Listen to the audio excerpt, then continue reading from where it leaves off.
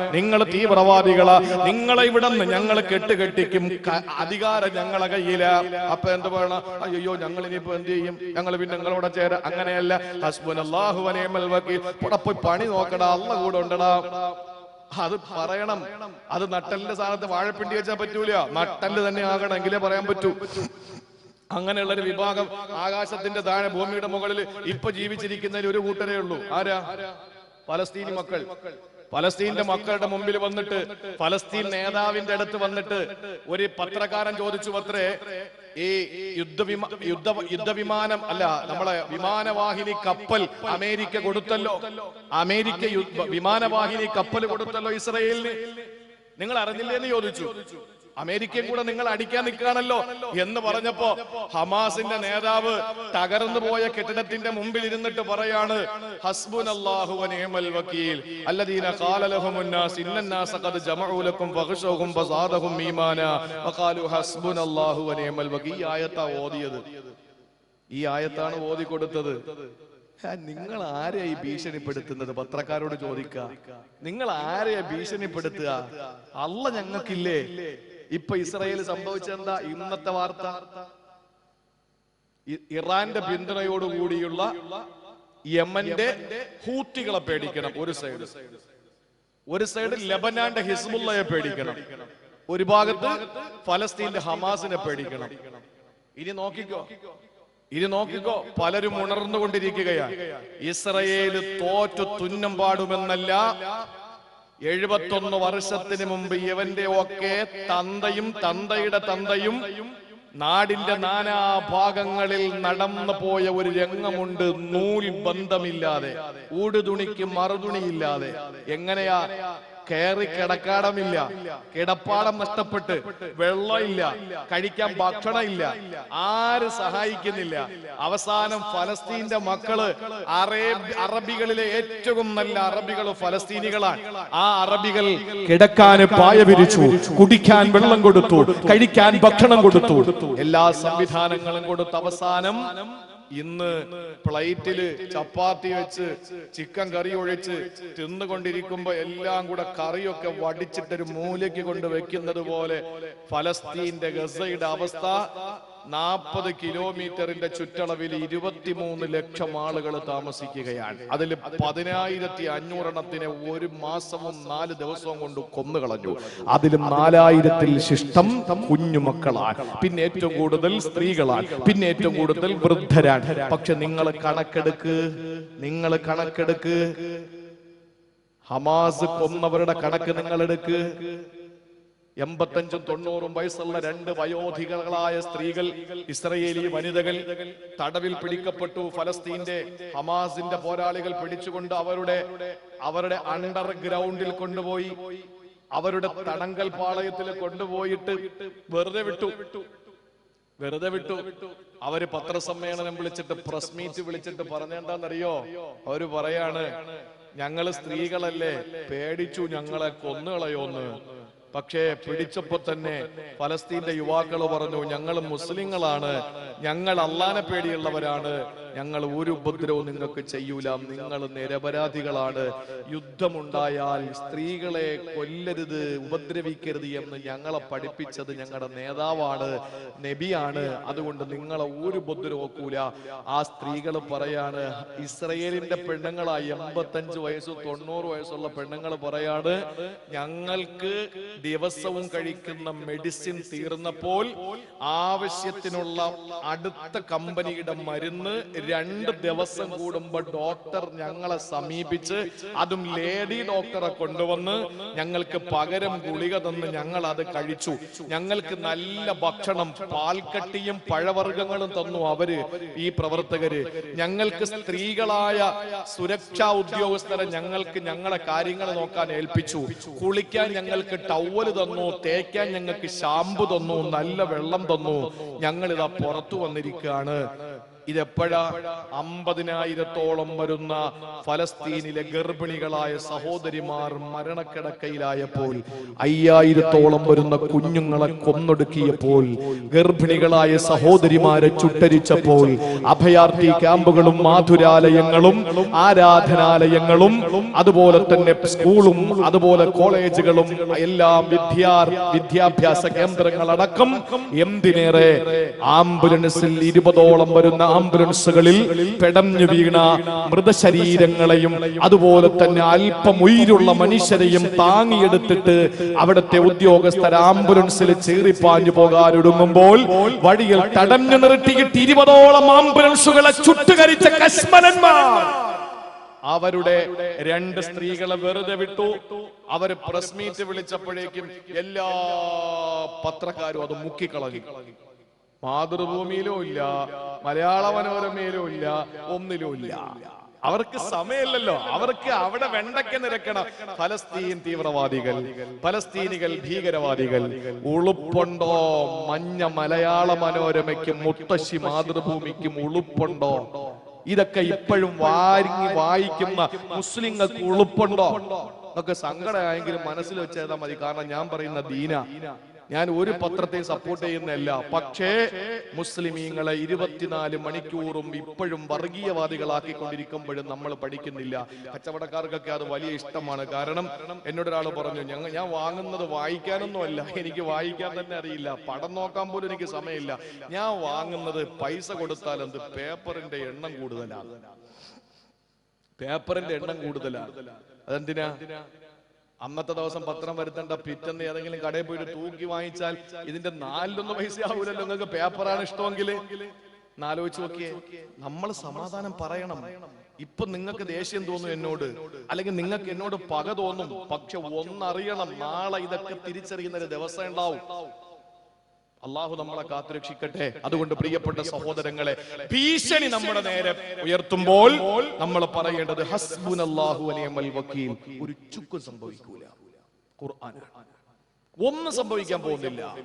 അത് പറയേണ്ട രീതിയിൽ പറയണം, ഉള്ളുകൊണ്ട് പറയണം. അല്ലാതെ വെറും നാവ് കൊണ്ട് പറഞ്ഞാൽ പോരാ. സഹോദരങ്ങളെ, സമയം അതിക്രമിക്കുകയാ. ഞാൻ പറയട്ടെ, അതുകൊണ്ട് ഏതെല്ലാം ഭീഷണികൾ വന്നാലും, ഏതെല്ലാം സാമൂഹികമായ ഭീതികൾ നമ്മളെ നേരിട്ടാലും പറയേണ്ടത് എന്താണ്? ഹസ്ബുനല്ലാഹു വനിഅമൽ വക്കീൽ. ഇബ്രാഹിം നബി അലൈഹിസ്സലാമിനെ നമ്രൂദ് എന്ന് പറയുന്ന ഏറ്റവും വലിയ അധികാരിയായ ആ സവർണ ഫാസിസ്റ്റ് എന്താ ചെയ്തതെന്നറിയോ സഹോദരങ്ങളെ? വലിയ തീക്കുണ്ടാരമുണ്ടാക്കിയിട്ട് അതിലേക്ക് വലിച്ചെറിഞ്ഞല്ലോ. ആ സമയത്ത് ഇബ്രാഹിം നബി പറഞ്ഞ വാക്കേതാണ്? ഹസ്ബുനല്ലാഹ് ഹസ്ബുനല്ലാഹ് ഹസ്ബുനല്ലാഹ്. എനിക്ക് അല്ല മതി, അല്ല മതി, അല്ല മതി, അല്ല മതി. ഒരു ചുക്കും നമുക്ക് സംഭവിക്കാൻ പോകുന്നില്ല. അല്ലാഹു നമ്മളെ സഹായിക്കും. ഹൃദയത്തിൽ നിന്ന് വരണം. അതുകൊണ്ട് ഏതൊക്കെ തിന്മകൾ, അതാണ് ആ മഹാൻ പറഞ്ഞത്, അജബുത്തു, എനിക്ക് അത്ഭുതം അതാണ്. ഈ ഖുർആൻ കയ്യിൽ വെച്ചിട്ട് നിങ്ങൾ ഇവിടെ നിന്ന് 2025 ഓടി പോകേണ്ടി വരുമെന്ന് പറയുമ്പോ, അല്ലോ ഇനി ആകെ 2 കൊല്ലേ ഉള്ളൂ. വീട് പെയിന്റ് അടിക്കാൻ പറഞ്ഞപ്പോ എന്നോടൊരു സഹോദരൻ പറഞ്ഞു, എന്തിനാ ഇനി പെയിന്റ് ഒക്കെ അടിക്കുന്നത്? ആ പൈസ ഉണ്ടെങ്കിൽ വല്ല മക്കള് ഞാനും കൂടെ തിന്നാൻ പോവുക. പെയിന്റ് ഒക്കെ അടിച്ചിട്ട് വേറെ ആൾക്കാർക്ക് താമസിക്കാനല്ലേ. ഇത്രയും വലിയ ഈമാനില്ലാത്ത മനുഷ്യർ ലോകത്തുണ്ടോ? അതുകൊണ്ട് പ്രിയപ്പെട്ട സഹോദരങ്ങളെ, വീട് വെക്കാൻ ഒരുങ്ങിയവരും ഫൗണ്ടേഷൻ കെട്ടിയവരൊന്നും മടിക്കണ്ട, ധൈര്യമായിട്ട് കെട്ടിക്കോളി. നമ്മൾ ഇവിടെ തന്നെ ഉണ്ടാവും ഇൻഷാ അല്ലാഹ്, എങ്ങും പോകുന്നില്ല. കാരണം എന്താ? ഏവം ഭീഷണിപ്പെടുത്തിയാലും നമ്മുടെ ഹൃദയത്തിൽ ഒന്നുണ്ട്, ഹസ്ബുനല്ലാഹു വനിഅമൽ വക്കീൽ. ഹസ്ബുനല്ലാഹു വനിഅമൽ വക്കീൽ.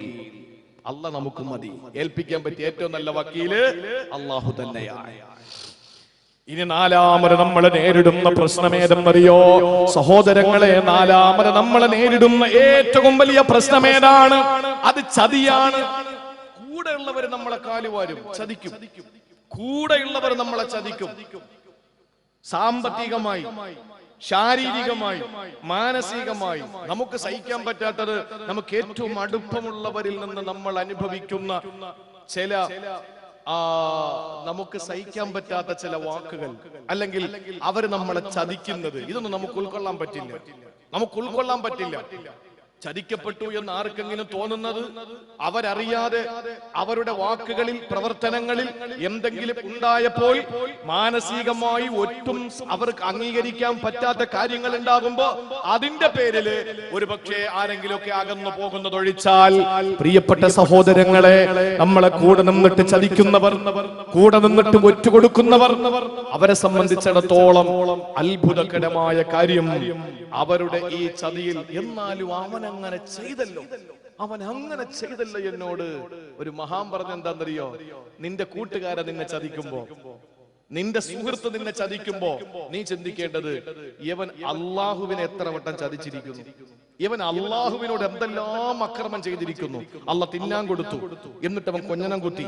അള്ള കുടിക്കാൻ കൊടുത്തു, എന്നിട്ട് അള്ളാനെ തിരിഞ്ഞു നോക്കിയില്ല. അള്ളാഹു ഉടുക്കാൻ കൊടുത്തു, എന്നിട്ട് അവൻ കള്ളു കുടിച്ചു. ഇതൊക്കെ അള്ളാഹുവിനോട് കാണിക്കുന്ന ധിക്കാരമല്ലേ? ഞാൻ അവരെന്ത് കൊടുത്തിട്ടാ? എന്റെ ചങ്ങാതിയായെന്ന് മാത്രമല്ലേ ഉള്ളൂ. അത്ര ചിന്തിച്ചാൽ മതി, എല്ലാ പ്രശ്നവും മാറും. അതുകൊണ്ട് പടച്ചവനോട് ചെയ്യുന്ന ധിക്കാരങ്ങളെ ഓർത്താൽ പടപ്പുകൾക്ക് സമാധാനം കിട്ടുമെന്നാണ്. നമ്മളിപ്പോ ഒരാളെ അങ്ങോട്ട് അടുത്തു കഴിഞ്ഞാൽ, ഇപ്പൊ ഞാൻ ഒരാളെ ഇഷ്ടപ്പെട്ട് കഴിഞ്ഞാൽ ഞാൻ എല്ലാം തുറന്ന് അവനോട് പറയരുത്. എന്താ കാര്യം എന്നറിയോ? ഒറ്റ കാര്യം, നാളെ എനിക്കെതിരെ തിരിഞ്ഞിരിക്കും. ഒരാളെ വെറുക്കുമ്പോ പരിധി വിട്ടിട്ട് അവനെ പ്രകോപിപ്പിക്കരുത്, അവനെ ദേഷ്യം പിടിപ്പിക്കരുത്, അവനെ ചീത്ത പറയരുത്. കാരണം ഇവൻ നാളെ നിന്റെ മിത്രമായി വരും. അല്ലാഹുവിന്റെ റസൂല് പറഞ്ഞല്ലോ, അഹബബ് ഹബീബക ഹൗനമ്മ അസാ അൻ യകൂന ബഗീലക യൗമമ്മ അബ്ഗള ബഗീലക ഹൗനമ്മ അസാ അൻ യകൂന ഹബീബക യൗമമ്മ. നിന്റെ കൂട്ടുകാരനെ നീ കൂടുതൽ മനസ്സ് തുറന്ന് കാണിക്കരുത്, കാരണം അവൻ നിന്റെ ശത്രുവാകാം. നിന്റെ ശത്രുവിനെ ഒരിക്കലും നീ അടച്ചാക്ഷേപിക്കരുത്, അടിച്ചിരുത്തരുത്, ഒതുക്കിക്കളയരുത്, കാരണം അവൻ നാളെ നിന്റെ മിത്രമായേക്കാം. അള്ളാഹുവിന്റെ ഖുർആൻ ഈ ആയത്ത് പറയുമ്പോ ഒരു മനുഷ്യൻ ഒരാളുടെ ചതിയിൽപ്പെട്ടു പോയാൽ ആ ചതിക്കപ്പെട്ട മനുഷ്യനോട് അള്ളാഹുവിന്റെ വലിയുള്ള അത്ഭുതം എന്തെന്നറിയോ? ഖുർആനിന്റെ ഒരു ആയത്ത് അവന്റെ മുമ്പിൽ അള്ളാഹു എടുത്തു കൊടുക്കുമ്പോ ആയത്ത് പഠിച്ചു വെച്ചിട്ട് എന്തിനാണ് അവന് സങ്കടപ്പെടുന്നത്? ഏതാണ് ആയത്തെന്നറിയോ? വഉഫവ്വിളു അംരീ ഇന്നല്ലാഹ ബസീറും ബിൽ ഇബാദ്. ഈ ആയത്ത് നമ്മളെ എപ്പോഴും ഓതണേ സഹോദരങ്ങളെ. വഉഫവ്വിളു അംരീ ഇലല്ലാഹ്, എന്റെ എല്ലാ കാര്യങ്ങളും ഞാൻ അല്ലാഹുവിനെ അങ്ങ് ഏൽപ്പിച്ചിരിക്കുകയാ. ഇന്നല്ലാഹ ബസീറും ബിൽ ഇബാദ്, അല്ലാഹു എല്ലാ അടിമകളെയും നോക്കുന്നവനാണ്, കാണുന്നവനാണ്. ഈ ആയത്ത് നമ്മൾ എപ്പോഴും സഹോദരങ്ങളെ ചതിക്കപ്പെടുമ്പോ ഓതണം. അല്ലാഹു അവനെ കാണുന്നുണ്ട്, എന്നെ കാണുന്നുണ്ട്. എന്റെ കാര്യം ഞാൻ അവനെയാണ് ഏൽപ്പിച്ചിരിക്കുന്നത്, എന്റെ കാര്യം ഞാനല്ല നോക്കുന്നത്, എന്റെ കാര്യം ഞാൻ അവനെയാണ് ഏൽപ്പിച്ചിരിക്കുന്നത്. ഇതാര് പറഞ്ഞ വാക്കെന്നറിയോ? ഫിർഔനിന്റെ കൂടെ ഉണ്ടായിരുന്ന ഫിർഔനിന്റെ ഭാഗത്ത് നിന്ന് ചതി വന്നപ്പോ മൂസാ നബി അലൈഹിസ്സലാമിന്റെ വാക്കാണ്. അല്ല പറഞ്ഞത് എന്താണ്? ഫവഖാഹുല്ലാഹു സയ്യിആതി മാ മകറൂ, ഫവഖാഹുല്ലാഹു സയ്യിആതി മാ മകറൂ. അവരുടെ ചതിയിൽ നിന്ന് അല്ലാഹു അദ്ദേഹത്തെ രക്ഷപ്പെടുത്തുകയാ. മൂസാ നബിയെ ഫറോവയുടെ ആ പിടുത്തത്തിൽ നിന്ന് രക്ഷപ്പെടുത്തിയത് എന്തുകൊണ്ടാണ്? ഒരൊറ്റ കാര്യമാണ്. ഈ മൂസാ നബി പറഞ്ഞു, വഉഫവ്വിളു അംരീ ഇലല്ലാഹ്, എന്റെ കാര്യം ഞാൻ ഏൽപ്പിക്കുന്ന അധികാരികളിലേക്കല്ല, നിയമപാലകരിലേക്കല്ല, നീതിന്യായ കോടതികളിലേക്കല്ല. എന്റെ കാര്യം ഞാൻ ഏൽപ്പിക്കുന്നത് ഇതിനെ എല്ലാം സൃഷ്ടിച്ചു പരിപാലിക്കുന്ന എന്റെ അല്ലാഹു അറിയിച്ചതനുസരിച്ച് മുസബ്ബിബുൽ അസ്ബാബായ അല്ലാഹുവിന്റെ ഇടപെടൽ കൊണ്ട് എന്റെ ഒരു പ്രശ്നമുണ്ടായാൽ കോടതിയെ ഞാൻ സമീപിക്കണം, രാജ്യത്തിന്റെ നിയമമാണ്. നിയമപാലകരെ സമീപിക്കണം, അത് രാജ്യത്തിന്റെ നിയമമാണ്. പക്ഷേ അപ്പോഴും ഞാൻ ഭരമേൽപ്പിക്കുന്നത് എന്റെ അല്ലാഹ്.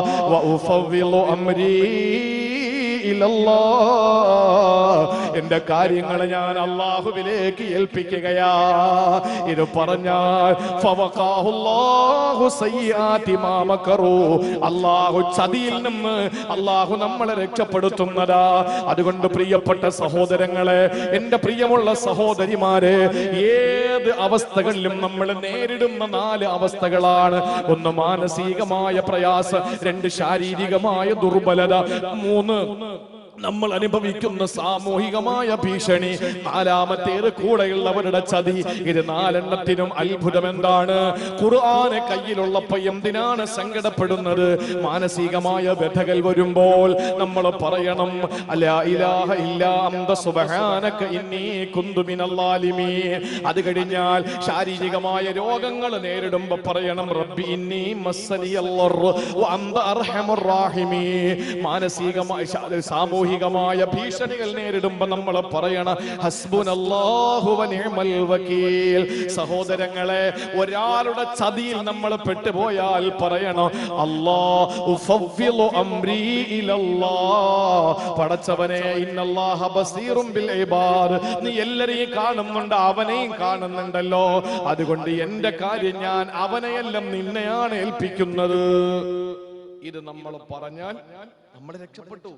അതുകൊണ്ട് നമ്മുടെ ജീവിതത്തിന്റെ ഏത് ഘട്ടങ്ങളിലും സാമൂഹിക, ശാരീരിക, മാനസിക വ്യഥകൾ നമ്മൾ നേരിടുമ്പോൾ അള്ളാഹുവിനെ സർവ്വതും ഏൽപ്പിച്ചിട്ട് അവന്റെ ഖുർആനിലേക്ക്, അവൻ നമുക്ക് പഠിപ്പിച്ചെന്ന ദിക്റിലേക്ക് മടങ്ങിയാൽ സകല വിപത്ത്, പ്രതിസന്ധി, പ്രാരാബ്ധ, വിഷമ, സങ്കീർണ, സംഘർഷ അവസ്ഥകളിൽ നിന്ന് അള്ളാഹു നമ്മളെ രക്ഷപ്പെടുത്തും. ആരാ?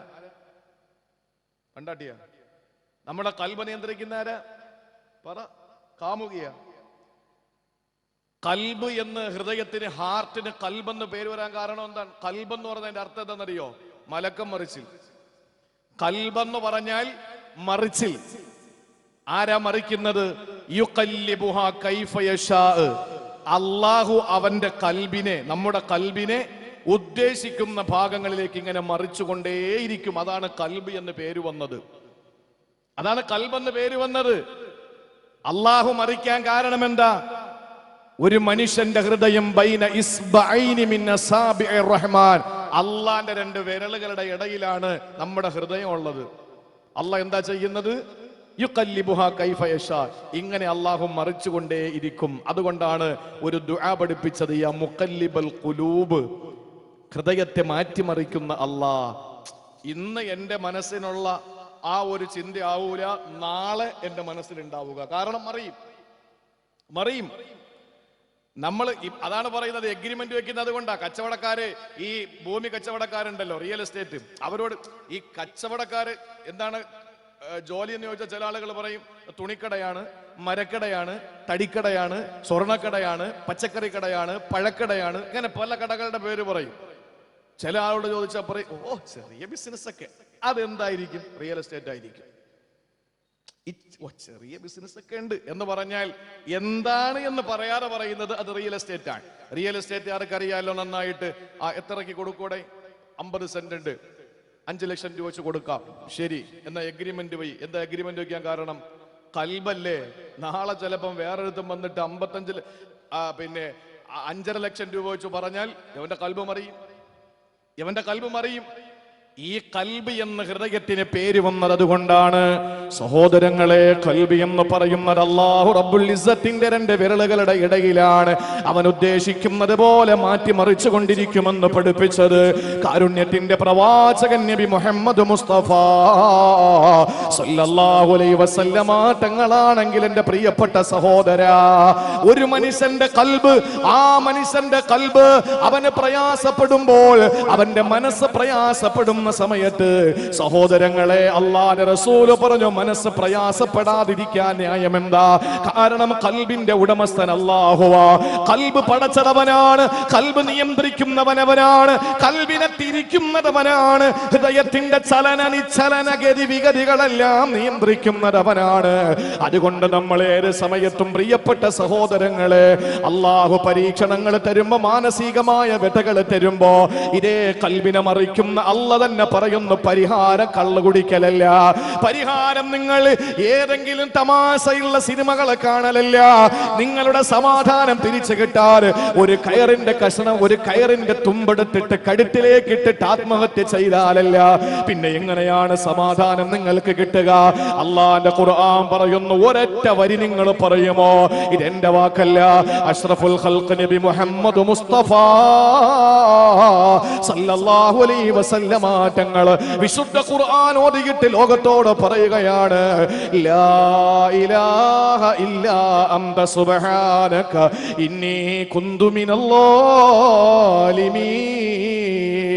അനുഭവങ്ങളാ സഹോദരങ്ങളെ, മഞ്ഞുരുകുന്നത് പോലെ, മല പോലെ വന്നത് മഞ്ഞ് പോലെ പോയെന്ന് പറയുമല്ലോ.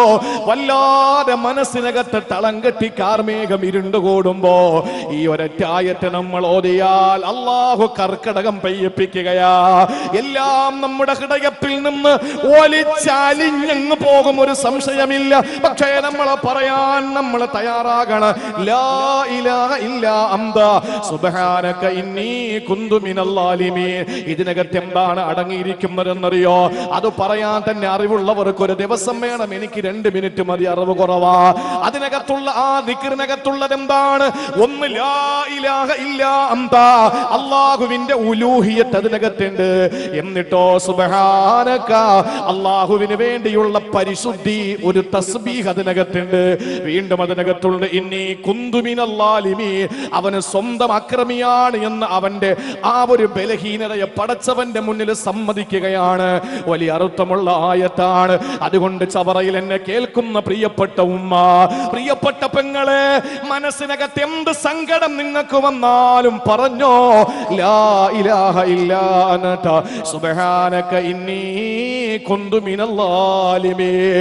ദുർമന്ത്രവാദികളുടെ മുമ്പിൽ ചെന്നിട്ട് കരയലല്ല, കള്ളക്കണ്ണീരൊഴുക്കിയിട്ട് ഈ സഹോദരങ്ങളെ നമ്മുടെ സങ്കടങ്ങൾ പറയാൻ വേണ്ടിയിട്ട് നമ്മൾ പോകുമ്പോ അത് ചെയ്യുന്ന പറയുന്ന ദുർമന്ത്രവാദികളുടെ അടുത്ത് പോകലല്ല.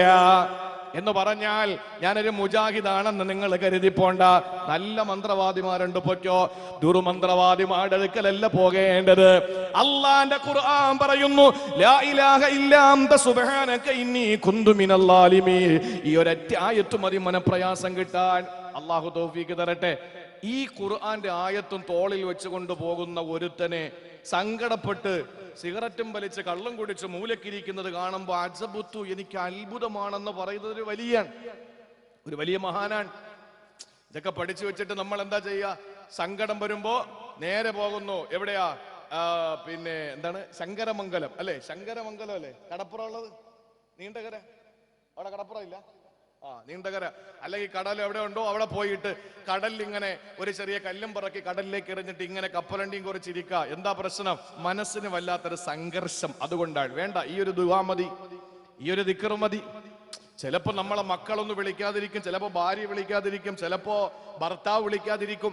ആ സമയത്ത് നമ്മൾ അതിന്റെ പരിഹാരം തേടുന്നതോടൊപ്പം തന്നെ മനസ്സ് അസ്വസ്ഥമാകുമ്പോ ആ അസ്വസ്ഥമായ മനസ്സിനെ സ്വസ്ഥമായ അവസ്ഥയിലേക്ക് കൊണ്ടുവരാനുള്ള പരിഹാര മാർഗം അല്ലാഹു പറഞ്ഞു, നീ ഈ തസ്ബീഹ് ചൊല്ലിക്കോ. പരീക്ഷണം വരാത്ത ആരാ? മനസ്സിന് സമാധാനമില്ലാത്തത് ആർക്കാ? ദുഷ്ടശ്വാനന പോലെയാണ് മനസ്സിന്റെ സംഘർഷവും പരീക്ഷണങ്ങളും. ദുഷ്ടശ്വാനന്റെ പ്രത്യേകത എന്താ എന്ന് പറഞ്ഞാൽ, പേപ്പട്ടിയുടെ പ്രത്യേകത എന്താ? നമ്മൾ പോകുമ്പോ തെരുവ് നായ വരികയാണ്. ആ തെരുവ് നായ, നമ്മൾ പേടിച്ചു എന്ന് ആ നായ മനസ്സിലാക്കിയാലുണ്ടല്ലോ, നമ്മൾ പേടിച്ചെന്ന് നായ മനസ്സിലാക്കിയാൽ നമ്മളെ കൂടെ വരും. അത് നമ്മൾ ഓടിച്ചിട്ട് കടിക്കും. നേരെ മറിച്ച് നിങ്ങളൊന്ന് ഒരു ചെറിയ ഒരു ടെസ്റ്റ് ഡോസ്, പട്ടി കടിക്കാൻ വരുന്ന സമയത്ത്, നായ ആക്രമിക്കാൻ വരുന്ന സമയത്ത് തിരിഞ്ഞു നിന്നിട്ട് മുണ്ടും മടക്കി കുത്തിട്ട് കാണട്ര എന്ന് പറഞ്ഞു നോക്ക്, ആ പട്ടി അപ്പോഴേക്ക് ഓടും. ഇതുപോലെയാണ് മനപ്രയാസം. നമ്മൾ എത്രത്തോളം സങ്കടപ്പെട്ടിരിക്കുമോ നമ്മളെ വീണ്ടും സങ്കടത്തിലേക്കാക്കിക്കൊണ്ടിരിക്കും. എന്തും വരട്ടെ, നേരിടാൻ ഞാൻ തയ്യാറാണ്, അതിനുള്ള ചങ്കൂറ്റം എനിക്കുണ്ട് എന്ന് പറഞ്ഞ് അതിനെ നേരിടാൻ നമ്മളൊന്ന് തിരിഞ്ഞു നിന്ന് നോക്ക്. പ്രയാസം വന്ന വഴി അങ്ങ് പോകും. ചിന്തകന്മാര്, എഴുത്തുകാര് പ്രതിസന്ധികളെയും വിശ്വാസിയും തമ്മിൽ ഉപമിച്ചിരിക്കുന്നത് കളകളാരവം മുഴക്കി ഒഴുകുന്ന ചെറിയ അരുവിയിൽ രൂപപ്പെട്ട ചെറിയ പാറ പോലെ എന്നാണ്. വിശ്വാസി ഒഴുകുന്ന വെള്ളമാണ്. അവനിങ്ങനെ ഒഴുകിക്കൊണ്ടിരിക്കുമ്പോ ആ ഒഴുക്കിന്റെ മധ്യേ രൂപപ്പെട്ട വലിയൊരു പാറ, അതാണ് പ്രതിസന്ധി, മനപ്രയാസം. അതാണ് ഈ വെള്ളം എന്താ ചെയ്യുന്നത്? വെള്ളം എന്ത് ചെയ്യും? തിരുവനന്തപുരത്തൊക്കെ ഇടത്തോട്ടോ വലത്തോട്ടോ കയറി ഒഴുകി അങ്ങ് പോകും. അല്ലാതെ പാറ പൊട്ടിച്ച് ചിപ്സാക്കി പിന്നെ അതിനെ മെറ്റിലാക്കി അതിനെ പിന്നെ പാറപ്പൊടിയാക്കിയിട്ട് ഞാൻ ഒഴുകാം എന്ന് വെള്ളം തീരുമാനിക്കൂല. ഇടത്തോട്ടോ വലത്തോട്ടോ അതിന് പറ്റുന്നൊരു ദിശയിലേക്ക് വെള്ളം ഒഴുകി അതിന്റെ ഒഴുക്കങ്ങ് തുടരും.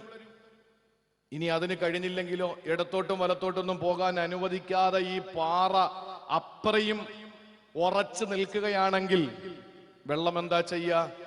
കുത്തിമറിഞ്ഞ് ആ പാറയുടെ മുകളിലൂടെ നേരെ ഒരു ചാട്ടം ചാടും. ഇതല്ലേ സംഭവിക്കുക? ഇതുപോലെയാകണം വിശ്വാസി. അവന്റെ ജീവിതത്തിൽ പ്രയാസങ്ങൾ വരുമ്പോൾ, പ്രതിസന്ധികൾ വരുമ്പോൾ, അവന് മനപ്രയാസം വരുമ്പോൾ അവന് ചെയ്യേണ്ടത് എന്താണ്? അങ്ങോട്ടും ഇങ്ങോട്ടും മാറിയിട്ട് അവന് സഞ്ചരിക്കണം. അല്ലെങ്കിൽ അതിനെ അവഗണിച്ചുകൊണ്ട് അതിന്റെ മുകളിലൂടെ പോകാൻ അവന് കഴിയണം. അല്ലാതെ ആ പ്രതിസന്ധി തീരട്ടെ, മനപ്രയാസം തീരട്ടെ, ഞാൻ ജീവിക്കാമെന്ന് കരുതിയിട്ട് അടച്ചുമൂടിയ റൂമിനകത്ത് കയറിയിരിക്കലല്ല പെങ്ങള്. അത് ഒരിക്കലും മാറില്ല. ഈ ഭൗതിക ലോകത്തൊരിക്കലും മാറില്ല.